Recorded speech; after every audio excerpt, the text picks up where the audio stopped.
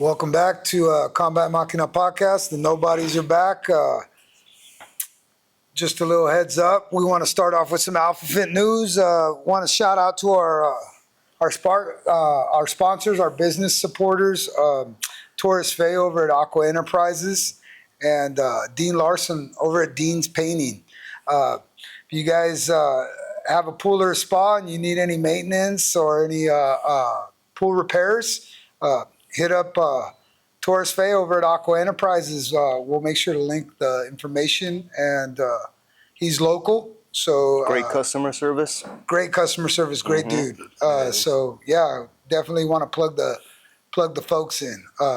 Another is Brother Dean, Brother Mean Dean. He's the nicest guy you'll ever meet.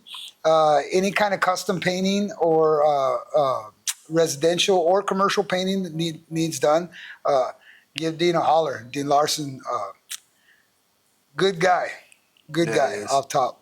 You know, so yeah, quick plug to our sponsors.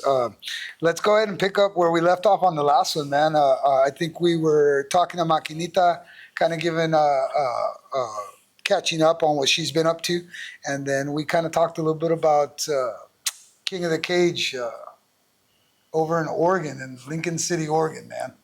So congratulations. Thank you, sir. Went down there and got the job done. How was the flight over there? The flight over there was How long actually. did it take? We had a layover. Oh, it was really? funny the way they did it, and I'm sure it worked out because by the time we got back to Portland, matchmaker Carlos Rivera and the homies from SMF. Coach Toro Garcia, we'll talk about him a little bit later too, and the Sick Mexican Fighters team that we collabed with this. Well, it's been a couple of times. Because we met them. We met them your first trip out to Washington. Great guys. So we all got there to Portland at the same time. But what happened is we went, and I didn't know it because I didn't even, when we get our boarding passes, I'm just kind of thinking about what he needs and what we need to take to be you're prepared. front loading yourself. Yeah, on the way. Fight prep stuff. Yeah. And then I looked down where we were waiting for the plane, and then I looked up and I seen that the gate we were at, it said Ontario, Canada. And I was like, dude, we're about to board in like 20, 30 minutes. This is wrong. Mm-hmm. So Elva, Carlos's wife, what's up, Elva? She's she's the glue that holds it all together, brother. You know Elva. Good woman. And I was like, hey, did they change our gates? And then she looked up my boarding passes because I'm an idiot when it comes to social media and technology. And she was like, yeah. And she sent me the new ones. So we took off and we were at the wrong dang gate. Then we realized we're going to L.A. So we went from Sacramento to L.A. and then we caught a flight in L.A. to Portland. So we went an hour back to go 2 hours up. Yeah. So that was kind of funny. It was one of those things where, if you do think about it too much, you get pissed off. How far away from Portland is Lincoln City? About 2 hours. 2 hours towards the west. It's on the west coast. Yeah. So Lincoln City, Oregon, Chinook Winds Casino. Beautiful Thank you place. guys. Thank you. It's the second time we've been to that venue. How's the weather over there? Shitty. Really? It was raining the whole time. Actually, the best day was the day we left. Really? Yeah. It was beautiful the day we left. Yeah, it was beautiful. Of course. Of course. Again, and even the plane trip. The good thing is when we came home, it was a straight shot from Portland to Sacramento. No layovers. That's crazy. Why would they send you to L.A.? Well, again, King of the Cage, no sense. Thanks for sending us out. Thanks for giving us the work and sending us out. But it's just part of the logistics, And then, again, we were caravanning with Carlos and Elva Might have worked out and SMF. So it worked out, bro. It worked out. Cool. It was... But you've been on these trips. They get a little tiresome sitting down and then getting up. And it's crazy. Waiting and then sitting down and then getting up. And crammed. it does. It takes something out of you, you know. So fighters out there that think they want to fight out of state, you incorporate that. incorporate that. And if the promotion's getting your flights out there, and they have you a layover, like, like chill out, man. If that's the worst part of your job, I mean, that's what I even posted that too. I even said if being at the airport is the worst part of this thing, then we're pretty It's a good. blessing. It's a blessing. Sure. It's a blessing. Sure. So yeah, we took that in stride. Yeah, I think you were a little irritated, but I looked at you. I said, "Relax, dude. You got a job, bro." So this dude stayed pretty calm. I didn't have to cut weight either, so I could kind of eat. No, it was. It was. Did you get any of the airport food? Relaxed. Yeah, we did, and actually, it made me sick. Really? Yeah, we had a cheeseburger in LA. In LA, I had a bacon cheeseburger, and I wish I remembered the spot because I plugged them. But I don't remember the spot. The burger tasted good going down, man, but it's just too rich. Yeah. I was fasting, so that was the first thing you ate. It was the first thing I ate, bro. Messed your stomach So damn, bro, that burger place at LAX. I just remember, I think it was Terminal B. Stay away from the Terminal B burgers. Stay away from the burger place in Terminal B, unless you're used to that shit. But again, I'm kind of a sissy when it comes to super greasy food. So I enjoyed it a bit. Dude, I had like two before the wedding. So we went down to two Chinook. and a chicken. You ate 2 burgers and a chicken sandwich. Yeah, bro. Nice. So we went down to Chinook Winds over in Lincoln City to take a fight at 205 against Brandon Bad Boy Nunn from AT&T Portland, and you walk around at about 195 to 200 pounds, So the whole time, it basically felt like a vacation with a little bit of exercise and a whole lot of eating, bro. This dude was stuffing his face the whole time. We were trying to get him to stuff his face, you know? Yeah. So it worked out. You got on the scale about 201. The area and the venue, just the pre-fight workout stuff is great out there because even in the rain, the atmosphere is just so much cleaner. Yeah. The air is so much cleaner. It's good air. And it's still pretty forest, peaceful, pretty beach. With nature. Green. Everything's green. You know what I'm saying? So so that was cool. I think leading up to the fight, did you have expectations or did you, Yeah, I expected him to try to wrestle and use his weight advantage against me and kind of try to tire me out with his body on me or something to that, effect. Yeah, we did. We did. And we do that only because in the past, we've lost to guys that come out aggressive at times, and we were prepared for it, but shit happens. That's why we fight. We can sit here and talk about it and analyze it all we want, but the reality is that you don't know until the fight happens. You must take the test. Yes, and that's one of the reasons why the UFC is so popular, is because you don't know what's gonna happen. Nah, that dude that night could just pull something out. Fighting, dude. Yeah. It's but he did. He did. He's a warrior. He did. And shout out to Brandon Bad Boy Nunn, man. Thank you, sir. I mean, appreciate it, man. He went out. It ended up being his retirement fight. Really? Yeah, which we didn't know, because we're just going in there, preparing, doing the things that we need to do to. Plus, it wouldn't have mattered anyways. No. That was a minor detail. Yeah. But I guess from what I've heard of in his past fights, he wouldn't hesitate to take a shot. Dude, he banged. He banged. He went out on his shield like a warrior. Yes, sir. Straight warrior. So it was the actual during the fight stuff is we really kind of, with 3 weeks to prepare, I kind of focused you on just being relaxed. Yeah. We worked on some, game planning stuff, combos and techniques and stuff, setting your distance and stuff like that. But during the fight, because we're gonna post it. I'm gonna get to it. Social media this last weekend, trying to constantly do stories. Fuck, I didn't realize how exhausting that was. And then trying to corner, because I was helping a SMF out. And corner our boys from down south. So I was going and then coming back and trying to kind of fill in the stories and stuff like that to kind of give people updates. That was a challenge. As far as for you, the during the fight, the fight started. You guys touched gloves. How were you feeling at that point in time? Happy, excited, You were calm. You were calm. You were calm, I was really calm. And I think because we were waiting for him to come, you were a little kind of standoffish at first. Yeah, I was waiting for counters. I was waiting for him to, and I did a couple times when he came to take me down. I used the techniques that we had practiced. No, you executed. And it stopped. And you're right. You said you'd either have to get up twice or stop 2 takedowns. And all I did was stop 2 takedowns. And the rest was. I mean, it was just history. Yeah, you just poured it on. And I didn't try to put too much power into it. I just wanted to flow and hit. And all I can say is thank you, Brandon. You're a great dude. The home crowd kind of sucked a little bit, but I don't put that on you. Really? No, they didn't. Why do you say that? We got to clarify that shit when we're here. I want to hear why you think let's get his why do they suck? Because they're talking shit. Really? What were they saying? They were All being kinds hateful. of shit, dude. Huh?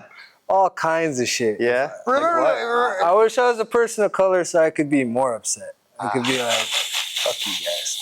No, I mean, I was talking shit too after, but what was that? Were they all white people too? I mean, it's Oregon, so I assumed they're all drunk white people. Yeah. I'll tell you what, man. They came to support their guy. Yeah. And like that's true. Yeah, that's why they were hating on you. And we've literally, both of you guys' career, our whole brand has been built on going into enemy territory. Enemy territory, and facing that adversity and being okay with it. And I think we've talked about it before. And you like booze. I like it. Well, it's and the way I look at it is, if you're booing, you're watching a fight. Yeah. And you don't like the way the fight's going. So we must be doing our job. So booze don't bother me as much. I think sometimes I can talk shit and like keep it on that level just to make people feel dumb, when they say stupid stuff, because they say stupid stuff. They say stupid stuff, and I can be a smart ass without getting too fuck you, wanting to fight with them. Where I draw the line is where they start being disrespectful. And I think we came into that one of your fights in Reno. Just once, honestly. Yeah, just once, but it's all that had to happen was just once. Once. It happened once. But when people say silly things and get disrespectful, that's where it's like, bro, it was right out the gate. The reason that you're sitting there is because you can't do this. So don't say things like that. Yeah. So I understand you getting a little upset, but. Yeah, I mean, I did. I told him, I was pointing to the clock, like, all right, wait, let's see if you keep fucking booing in a little bit, and then I may have flipped a few of them off. No, we got it on video, bro. You're flipping motherfuckers off left and right. You're a machine gun flipping it, like, fuck you. And that's when I went in the cage, and I told him at that point in time, I'm like, bro, have a little class, bro. Yeah, dude. Yeah, cool. Chill out, bro.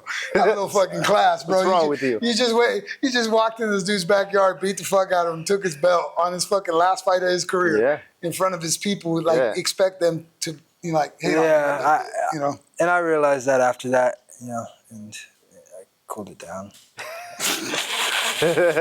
But, yeah. But at the end of the day, he's an emotional Viking. Hey, and we watched the video. You do look like a big old fucking Viking. I gained a little bit of weight. Quoting a motherfucker that called you a big Viking one time.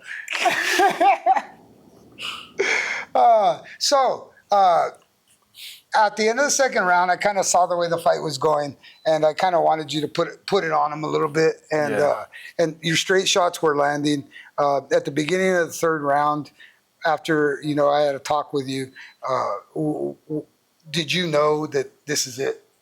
I'm gonna finish it right here. Yeah. Yeah. I felt like, one time I dropped him early. Is it the first or second round? I think it was the first round you dropped him, yeah. I could have followed up and finished it, but I thought I heard the bell. So you'll see me and all hesitate. No, I looked at the ref, are we done? Video, yeah. Are we done? Like, is this the bell? And so I didn't capitalize on that. But I felt like if I put more power into it, I could have finished him on any of those rounds. I just didn't want to get tired trying to put power into it.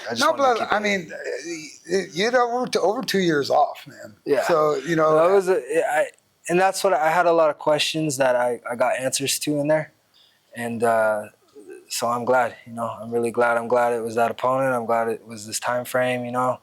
I'm glad with the people we were around, just cool ass people. Oh man, I'm telling you, them guys. Sick Mexican fighters. Yeah, You guys are the shit.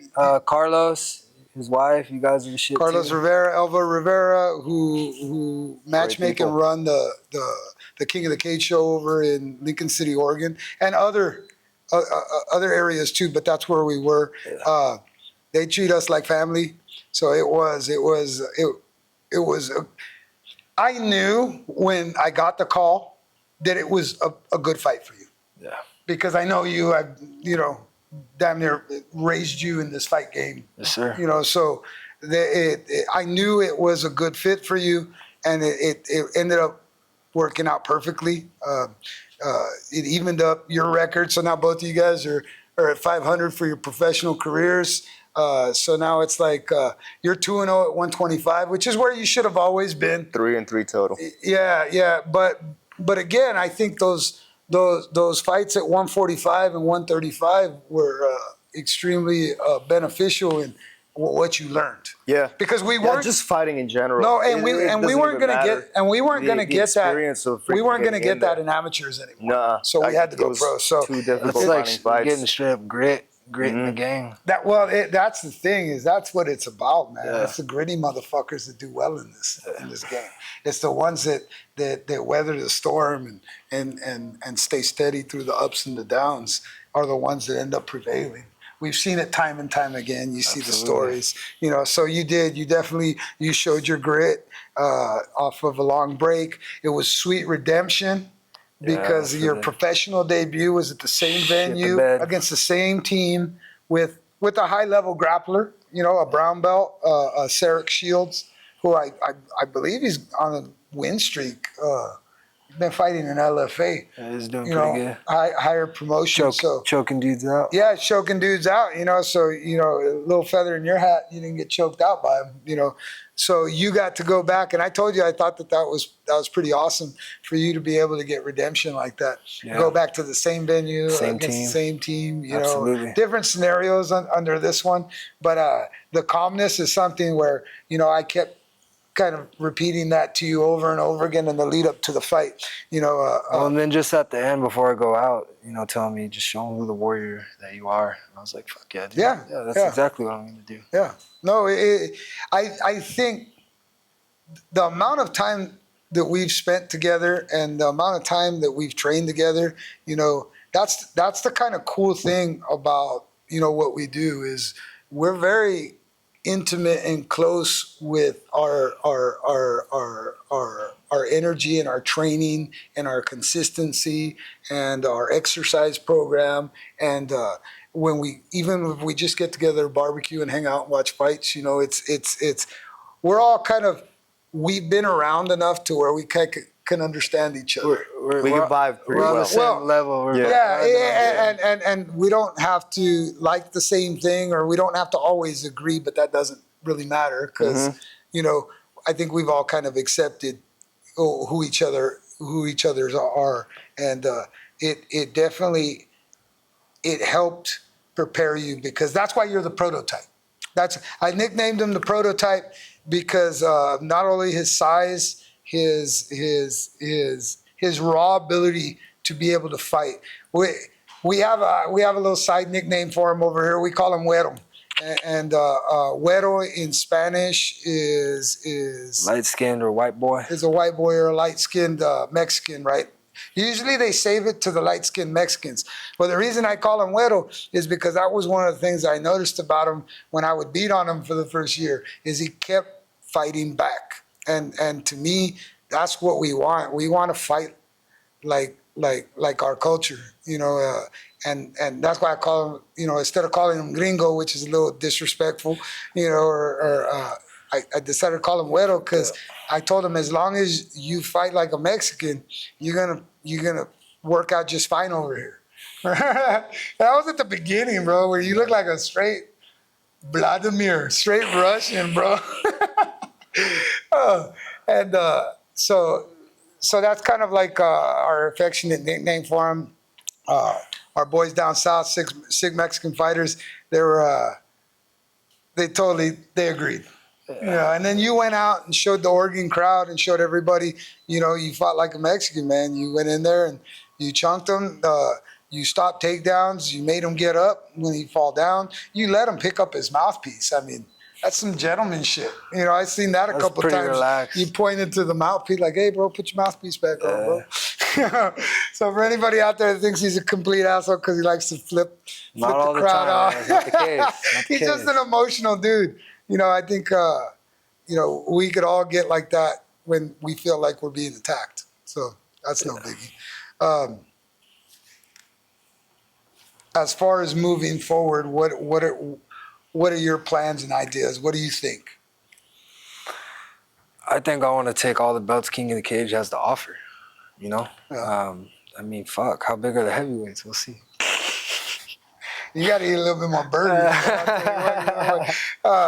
But yeah, no. Yeah, bro. I want them all. And here's I want the thing: it's cool because you guys kind of just ripped through your amateur careers, and it was kind of a whirlwind because it was like 18 months, 19 months. Yeah, it was a short period of time. Boom, boom, boom. Just got a bunch of fights. Both of you guys just got a bunch of fights in, grabbed a bunch of belts, and then then it was like crickets for a little bit. So then we had to make the jump to the pros to get you guys the competition. And that was a little culture shock because we took the same mentality to your pro careers as we did to your amateur careers, by just going, fuck it, give us. I mean, I remember when B-Mac, Brian McChesney from King of the Cage, man, shout out, brother, when he asked me about, well, where do you want to start him off at? And I remember saying, at that time you were 170 pound. And I said, I want top 5 welterweights in at least the region. And he goes, all right, I'll go out and I'll get a top 5 guy from the Pacific Northwest, which ended up being Sarek Shields. And I honestly, bro, you were just as prepared for that fight as you were for this fight. No, I shit the bed on that one. The difference is the and then me, I learned too, because you just perform better when you're relaxed. And honestly, doing this as long as I've been doing it, I think everybody performs better when they're chill. Yeah. Oh, it's unnecessary energy. You don't want to. Well, but you watch these UFC fights and you see these big hulky freaking dudes that are coming out and just throwing bombs and then getting 30-second KOs and 40-second KOs and everybody goes crazy and that is what the people want. People do want carnage. They want violence. But the actual art of combat, I think it's definitely smooth. Yeah. I think the more I do it, the more... It's more like a dance. Well, and then because we have a style that's, very different. I don't teach you guys to move like anybody else moves. I don't teach you guys to grapple like anybody else grapples.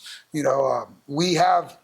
I think I said it in our last podcast, is I'm looking at the elites, because then that tells me when you guys fight at your level right now, it tells me, okay, this is where they're at realistically, and this is where we want to get, and I know what we have to do to get to some of the big guys, but then it allows me to better gauge, okay, this is what he's lacking here, this is what he's lacking here, and then we go to work, bro. For you, it's always, I always said that, it was what's in between your ears. Physically, you have all the tools, but mentally, you really put it together. It was a strong first fight back. Thank you. And again, appreciate everybody over at King of the Cage. It was good to see the crew. Brandon Miller, owner of AT&T Portland, man, thank you. You were very hospitable and very respectful. And I love that you guys love our competitive attitude and you keep allowing us to compete with your guys. Thank you. That is pretty cool. Ed Herman, UFC legend, coach. He was also in the corner for Brandon Nunn. Thank you, Ed, man. Thank you for your just being respectful, man, and and really kind of letting us kind of show that, you know, we can compete with the bigger schools. You know, we're nobodies, but we prepare for anybody, and we're just chomping at the bit to constantly express that and prove it, man. You know, and them guys over there at AT&T Portland, you guys give us that have given us that opportunity multiple times now. So nothing but respect and appreciation to you guys, man. Thank you. You have done a very good job at developing a pretty solid product to be able to compete up against I believe so. Yes, I believe so. Because we're talking about it on like an individual point of me and him and the progress that we've done throughout our careers, but the skill set that we got it here. Yeah. And then you teach that to the kids too, and you do the same thing with the kids too. They've all been thrown out there with freaking killers in their ages and everything. Yeah. So right off the bat, you got to be like, all right, this is competition. You got to compete. And we do, and I think that's not expect your opponent crap. to be good. Yeah. no, and I think I've done that because I really I hashtag oppositional brand for Team Maquina. And what it means is I do everything oppositionally to how traditions and conventional training go. Yeah. I don't care that the stuff that I do is very cerebral and it's very it's very kind of mind absorbing. You know, where when you first do it, your body freezes at times. But my mentality is if your body freezes, it's because your brain's freezing. And if your brain's freezing, it's because it's in a situation that it doesn't know what to do. Yeah. Right? That's the habit that your brain has learned the to fight or process flight. that. That's the fight or flight. Moment. Every animal has it. You Right. know, every mammal has it. And what I do is I look at everything, even exercise, you know, and I weird people out by the way I talk about the stuff because it's super in depth. Until they do it. Until they actually start. Well, to do it. and then some people do it and they do it almost like they go into it like, I don't know, skeptical. And if you go into anything skeptical, I'll tell you what, you're not going to get it. Not the right attitude. It's the wrong attitude to have. Yeah. You know what I'm saying? That's why Alpha Fit, it means the beginning. The beginning of what? Shit you don't know nothing about. Shit you don't know nothing about. You think you know it, you watch it on TV, you Google it, right? But the reality is you really don't know anything about elite competitive fighting.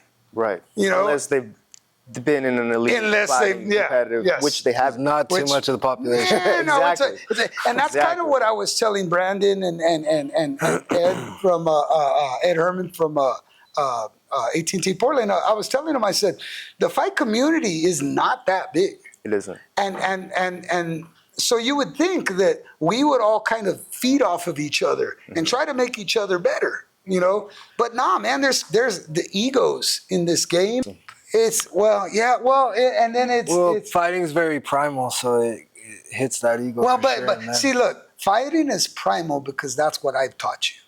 The reality is that the fighting that we see is not fucking primal. It's very kind of that's a good point. It's kind of cookie cutter-ish. It's Yeah. kind of, you know, and like I said earlier, everybody's getting bigger. I mean, you know, 30, 40 pounds. they're cutting 40, 50 pounds. There's bro. a trend going on with that. So what they'll Yeah. do, is Dagestanis, boy. if they're 50 pounds overweight, what they'll do is they'll diet down the first 4 weeks, and that'll cut 15 to 20 pounds off of their You weight. cut out most of your carbs. And then you the lose last weight like 4 that. weeks, that's when they Water.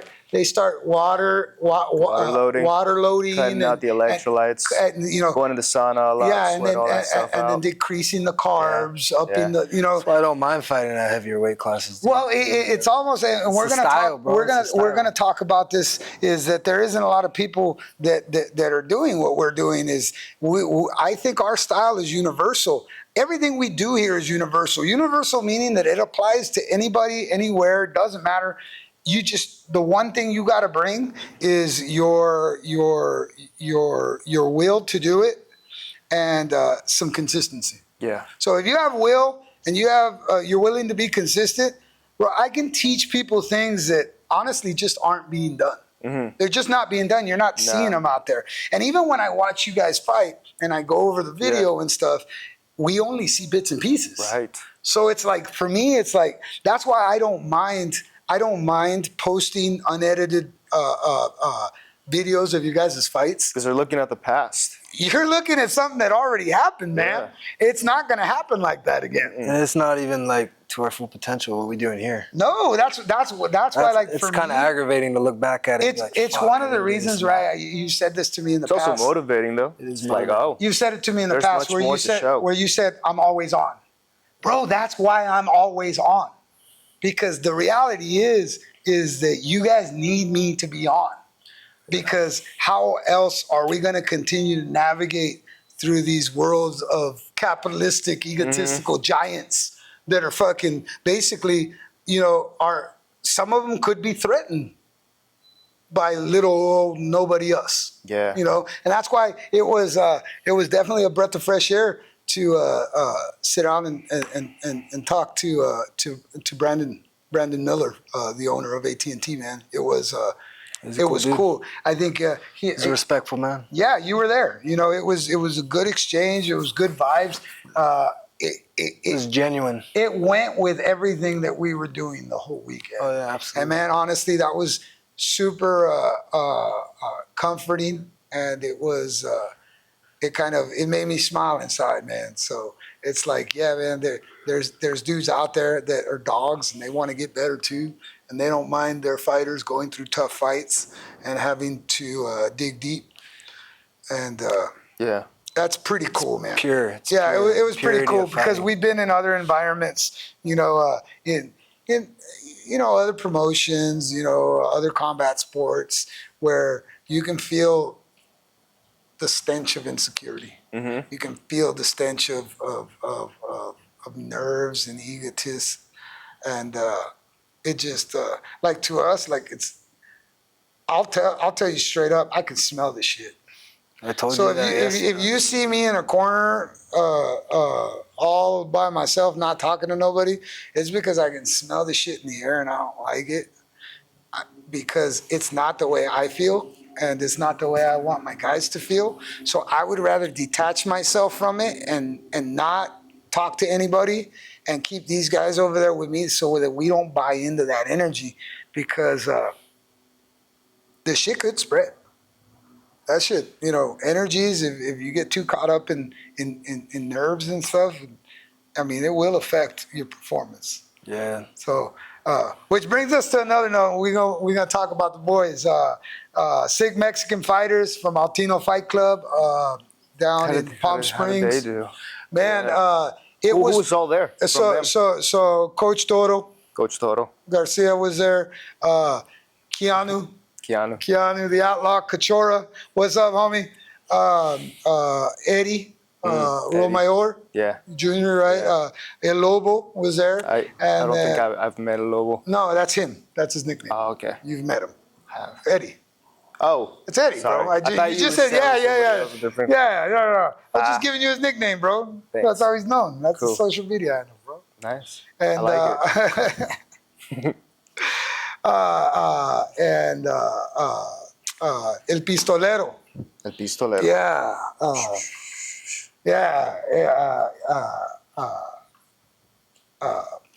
Isandro. Cut that.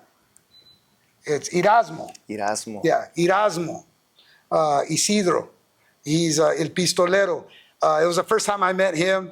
Fucking just as cool as everybody else from fucking Sick Mexican Fighters. Just as fucking cool. Yeah. So this time, because we all went down there together, we got together with them on Saturday for a little pre-fight workout. So we kind of collaborated a little bit. And nice. You know how we do our thing at 10:30 a.m. usually, because we like to be done right before lunch. Mm-hmm. So we kind of included them in it. We went down to the racquetball course, the basketball court down there at the gym that they have over there at Chinook Winds, and That basketball courts? Yeah, they had a big old Nice. basketball on the other side of the racquetball. Tennis courts, basketball courts. So we went over there and we had a nice little pre-workout, and I helped. We knew that the fighters that the guys we're going to face were all going to be wrestlers, So we helped them out a little bit with their overhooks, and both both fighters they had those overhooks, bro. They did really well. They were lost piecing them up. split decision fights, but it was because a lot of the fight in 3 minutes. If you're tied up, it's happened to you, bro. Yeah, it's all control. Yeah, dude. Control If you're time. controlled up against the cage, you're not going to get the W against the hometown dude. Nah. So. But they look good. They're Bro, piecing them up. Like literally, and Coach Toto, he had combinations for him. And yeah, they had a little difficulty throwing those combinations, but them kiddos are. I'm telling you, I told them they're a couple techniques away from going on a nice winning streak. So I'm looking forward to collaborating with them more and watching them grow, man. Because it's gratifying when you can help somebody succeed. Yeah. And it's something that it's a culture here. That's like our thing. We like to help people out so that they can do better in anything that they want to do. Shit. That's how Misa. That's how you started, girl. Right? It's just hell yeah. You want to come with us? Come on, shit. I'll talk to Brian. I'll talk to King of Cage. We'll get you out there. Just wanting people to do better. That's why it was a breath of fresh air from the guys down there at AT&T Portland to be like, yeah, man, we like Similar the mentality. guys. Yeah, I like that. I like that. I was kind of getting to the point to where it's like, man, we're on an island. So, but opportunities are coming, and that's our job, is to stay prepared for them. Yeah. So great job, man. Thank you. Yeah. Congratulations on your title. Congratulations. And Thank and we're looking forward to bigger and better things.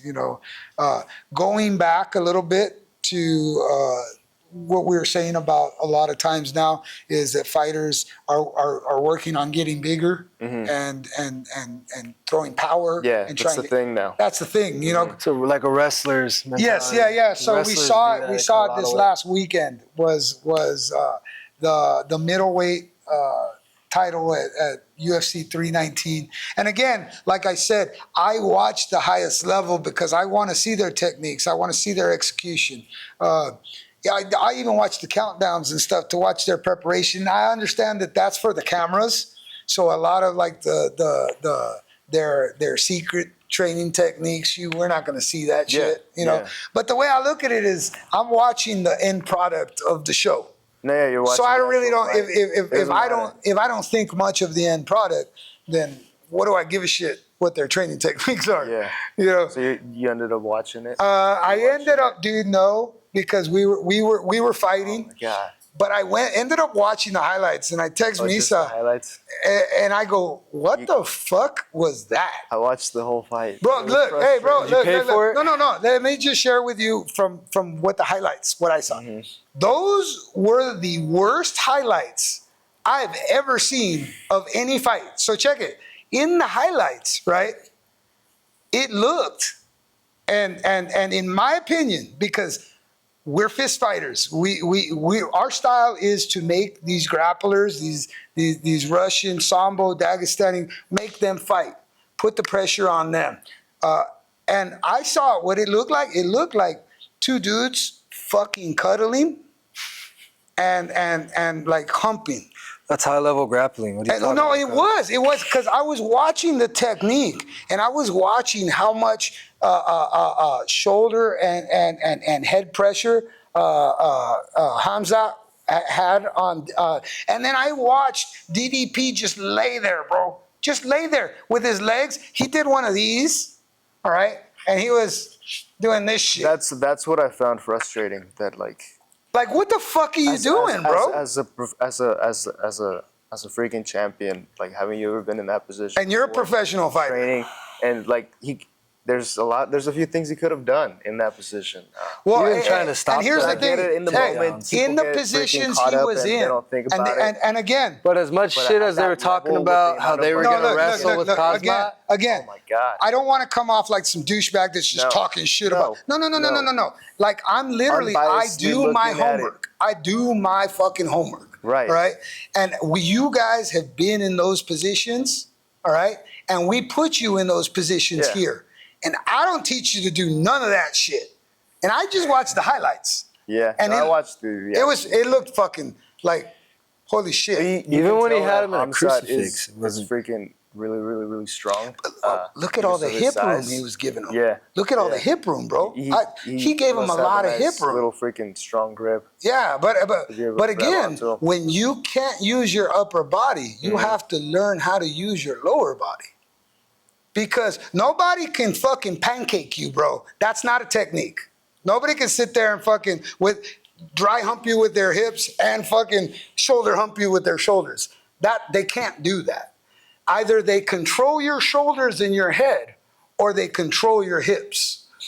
We're going to talk a little bit about a contender that we actually have history with this fight school, Fluffy Hernandez, who the weekend before fought a bigger Dolice.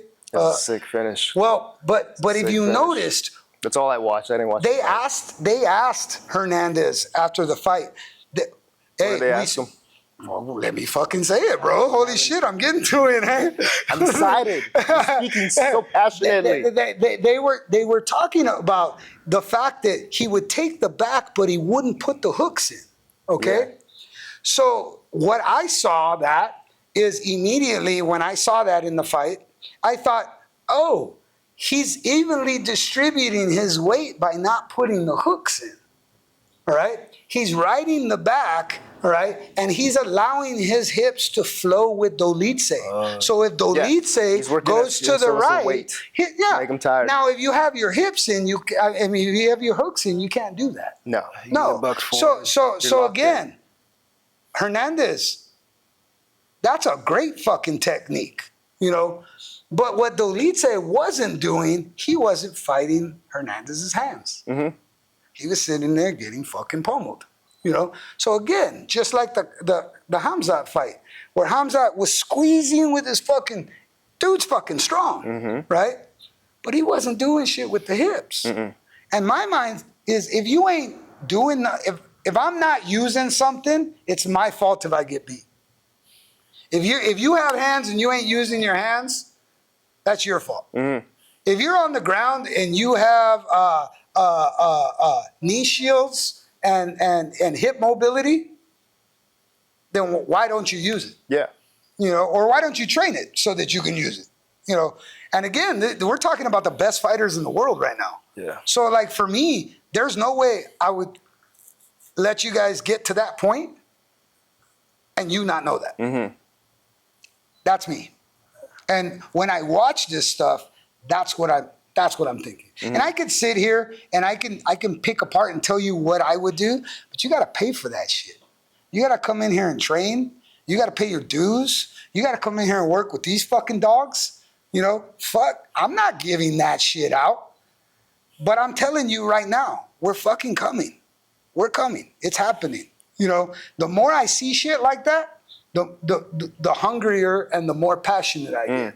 You know, because I fucking believe down to the core of my human that we have the recipe to beat the shit all the way across the board of any fucking champion. You just give me a fighter at that weight class that wants to get there. That's it. Do I have the strategy, the mindset, the ability to create techniques to beat all of the champions all the way across the board? If you give me a fighter in that weight class that wants to get there, I absolutely believe I do. I absolutely believe I do. And here's the thing is, I know some people would, Hamzat would kick your ass. You know what? I'm 185 fucking pounds. If Hamzat wants to come and get it, he could fucking get it. That's my mindset. And the people that think, he'd kick your ass, that's why your ass is on the fucking couch not doing shit. All right? Yeah. Don't put that shit on me. All right? And that's what I give to you guys. Don't get in fighting if you're going to be scared to get hit. Don't get into fighting if you think that some fucking guy is just so fucking awesome that he's going to wipe his ass with you. You know what I'm saying? Don't get into fighting. And there's a lot of people that are in the fighting that's the way they fucking think. Because their mouths tell you what they're thinking. And then their actions tell you what they're doing. And that's really what I'm following. I'm following, okay, you're saying that. You know, that's why, you know, in the past, like Strickland kind of, you know, I liked Sean Strickland coming up, you know, and then when he started getting to those the championship fights, you saw him kind of like take something off. Yeah. You know, and I was like, but bro, you're talking about like I'm willing to die and shit like that. Well, then why you fucking playing tag a whole fight? You know what I'm saying? It happens a lot to where they get up to that point and now they want to protect it. You know, and I get it. Fear, I get anxiety. it. And I understand there can be other factors, you know, contractual factors in there where, you know, there's the money on the line that's putting extra pressure. There's, Right. you know, Yeah. there's, No, you can't know until you get to that human position. side. no, there's management. These guys have like 3 or 4 different coaches, you know. I'm sure that there's a lot playing behind the scenes. So I don't, at any point, Life. like I said, I don't want to be like, I'm Crazy. just talking shit. I'm not talking shit, bro. Like, I obsess over this. I've made it my life. I'm on all the time. Anytime you want to see me, I'm not going to change what I'm saying, all right? I respect what every fighter goes out there and every fighter goes out there and is willing to put themselves on the line. I respect that shit. But from my perspective, all right, is my perception on the shit is way different because all I want to do is fucking kill and eat. That's it. And Uncle Dana said that shit, and it's been ringing in my ears. When he made that $7.7 billion deal with fucking Paramount, right? And they asked him about how fighters were going to benefit. I wish we had the video. If you got the video, girl, you got to put that video up where he literally goes, "Oh, fighters are going to benefit. Yeah, it's going to be great for the fighters." And then they asked him to elaborate on it, and then he goes, "Well," and instead of elaborating on it, he said something that to me made all the fucking sense in the world. Love the way Dana White talks sometimes because he ain't going to tell you exactly. He goes, "We've always been about you eat what you kill." You know, and every time, like I think about that, I think about the Conor McGregor effect. You know, because Conor, he changed the way fighters acted. Because before that, you know, the UFC was building their brand on guys like GSP, Anderson Silva, Cain Velasquez. You know, killers, guys that were going out there and just doing. You know what I'm saying? They weren't as involved in selling. The only guy really, there's only one, and it's Chael Sonnen. Yeah, but Chael it wasn't crazy like theatrics. There's a lot of joking. And if you go back in Chael's history, he didn't pull that out until later on in his career. That's true. When he had to maximize, smart guy, businessman, smart guy. He knew he had to maximize what was left of his career. And he I didn't watch fighting when Chael was doing his thing. Well, it was that. Yeah. From my perspective, that's what it was. He didn't start doing that until it was like Kobe Covington. Kobe Covington didn't start being a douchebag until he knew he went over to Brazil and he knew he was going to get cut because he was a boring fighter. So then he goes in there and he calls everybody in Brazil dogs and trash. You know what I'm saying? And Conor took that to another level. And again, now Conor people are being like WWE, was extremely skilled at that moment. But when I looked at him, and remember, because you were just starting fighting, and you were like, Conor this and Conor that. No. It's okay, bro. We're all teenagers, bro. We're all teenagers sometimes. I was a cagapalos too. Don't worry about that. You know what I'm saying? And I told you, I said, nah. I said, he's super beatable. Someone needs to kick his legs. And what makes Conor good is that A, he's calm, and B, he doesn't flinch in the pocket. Yeah. He can slip a punch, not flinch, and crack you with that shotgun of a fucking left hand. You know what I'm saying? And at the end of the day, that's all fucking Connor had. He had the movement thing for a little bit, but if you think about it, he only used the movement to distract you so that he could hit you with It's like a snake coming at yeah, you. so he could hit you with that left hand. And then once everybody figured that shit out, and then, you know, well, who cares? He's a fucking millionaire. You know, he doesn't care. Good job. But it taught me something. It taught me something about the evolution of MMA, because UFC is the front runner in the evolution. Yeah. So they're the big whatever dogs. UFC does, everybody's gonna cookie cutter fucking follow.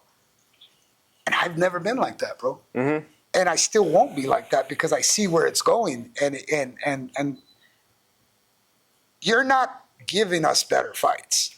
You're giving us more fights more frequently so that it appeases our thirst for blood. Mm-hmm. But it's not, they're not always top quality fights. Mm-hmm. It's quantity over quality. Well, and then a lot of times, like, these guys know that once they get up to that high level, now winning is absolutely fucking important in order to secure themselves. Yeah.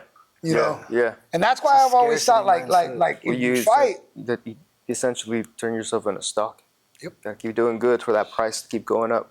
and that's one of You the do bad, reasons why our whole philosophies are oppositional Yeah. to what's going on out there. Uh-huh. Because, you know, a lot of those guys get on the Contender Series and then they're all happy, like, hey, yeah, I got a fucking contract, you know, 150, 200,000 for 4 fights. Well, bro, do the math on that, because they're not telling you 3-4 fights in a year and a half, 18 months. They could take a bunch of time to give you that. So that means you got to make that money fucking last. And if you don't know how to manage money and you're not financially literate, that's not going to happen, you know. And there's nothing to prepare fighters for that. There's no unions. There's no college courses. There's nothing to prepare them for that. They would have to go to college and take business classes in order to do that. And it's not going to teach you how to do the fight game. It's just going to teach you business, you know. So I get why things at the higher levels are kind of playing out the way they are. I can even sit here and come up with more scenarios that, but the reality is that I just see where it's going, and I don't want to go there. That's why for you guys, I don't think it's smart to fight to sign contracts. I think fighters, you're right. You should eat what you kill, and if that's the case, if I get to eat what I kill, then I should set the price for that kill. You know what I'm saying? Like a hunter. Like a hunter. So You're a if I hitman. go out and I fucking go lights out and I knock out a top 15 guy, I should be, you know, presented with a better contract for the next fight. Right. Not stuck to a contract. Mm-hmm. Now, again, it's not a bad business practice to try to get fighters on contracts. That's the kind of like the traditional thing. Yeah. But again, I don't believe that tradition always gets you the best effort and the best product. I think sometimes it gets you a product that is a result of that traditional path, but It's a really good product of that. Yeah. You know, so But the key point is just a really good product. So why does it have to be traditional? Why can't it just be a product? why can't it just be a product? And that's what where the we come in. competition is based on. And that's where we come in. We come in a little different. We do things a little differently. But the way I look at it is, you guys are promoters, a matchmaker's dream, because we don't really, you know, cry about our opponents. We don't cherry pick. Right now, as you guys are building your skills and the brand, and it's not something like. I'm not even fighting over dollars and cents that much, as long as it's a respectable amount for what you're going to go do and what your record is and where you're at. Because when you were 1-3, I wasn't sitting here fucking big boss negotiating. I was like, we need a fight. He needs a win, you know, and you either, you know. So it's like I'm realistic here. I'm not sitting there going like we're great, give us all this, and, roll out the fucking red carpet for us. But I am saying if we go out there and we do the fucking job, then reward us. Reward us with more money, and a better fight. A better fight, being a better opponent, better venue, better opportunity. Mm-hmm. And then we win that one, then we come back and be like, well, everybody's happy. Yeah. But I understand that the fight business, the hurt business isn't like that. Mm-mm. It's everybody's trying to, squeeze out every fucking dime they can out of everybody, and I don't care. I don't care because the way I look at it is we're not like that. We're not like that. We're not going to do it like that. We're going to do it like this. And people can, meet us halfway on that. And we'll put on fucking good shows and make you, Oregon made decent money. And your fight was absolutely fight of the night. Everything else was a decision other than Keanu's rear naked choke. Good job, Keanu. Good job, Keanu. Which we got to have those guys on the podcast. We got to have those guys. Yeah, we got to have their energy and their banter, man, because it makes fighting feel like we're just getting together for a fucking barbecue. You know what I'm saying? And we're just hanging out and having a good old time. So yeah, man. So with that said, it kind of we're catching up on what we've been doing lately, and so we brought a professional title home. No, we're not happy. We're not resting on that. We're going to come back, and we're right back to work, and we're looking for the next one. Hopefully, the King of the Cage is doing a show over in September 25th over in Idaho, over at Coeur d'Alene. Coeur d'Alene. Beautiful spot. Carlos and Elvis said that it's really nice, so I'm looking forward. So we're looking to hopefully get you on that card, and they got someone for you. Get you right back into fighting. I'd love to have you fight at least another 2 or 3 times before the year is up. And somebody goes, 2 or 3 times? It's fucking August. Yes, 2 or 3 times. Because when you train all the time and you take your shit serious, you're ready for stuff like that. And that's where it's like, we're here, we ain't going nowhere. And, if you're nice to us, you might realize that we're cool dudes that can help you guys out. If you're a dick to us, we're just going to wait for the opportunity to put you out. With that said, you guys got anything to close up with? Maquina meals, Wednesday through Friday. This week we got garlic parm chicken and sweet peppers, smoked cheddar mozzarella mac and cheese, and honey sweet potato and yams. Every week we have a rotating menu. Those are available Wednesday through Friday. Oh, nice plug, bro. Good Thank job, you. man. With that said, man, thank you guys for tuning in. We are going to start bringing people in. Again, this is kind of something that I do on my side and Misa does on the side. So bear with us. I know we went a couple weeks without doing one. We're going to be putting stuff out there, but we really like to just kind of tell you guys what's going on and then go do the shit and then come back and then tell you about how we did it. Because in that way, it's we're not like pumping ourselves up or looking too far ahead. We're just being realistic and being honest with ourselves and the people that are watching. Right. So with that said, thank you for tuning in. Till next time, stay strong.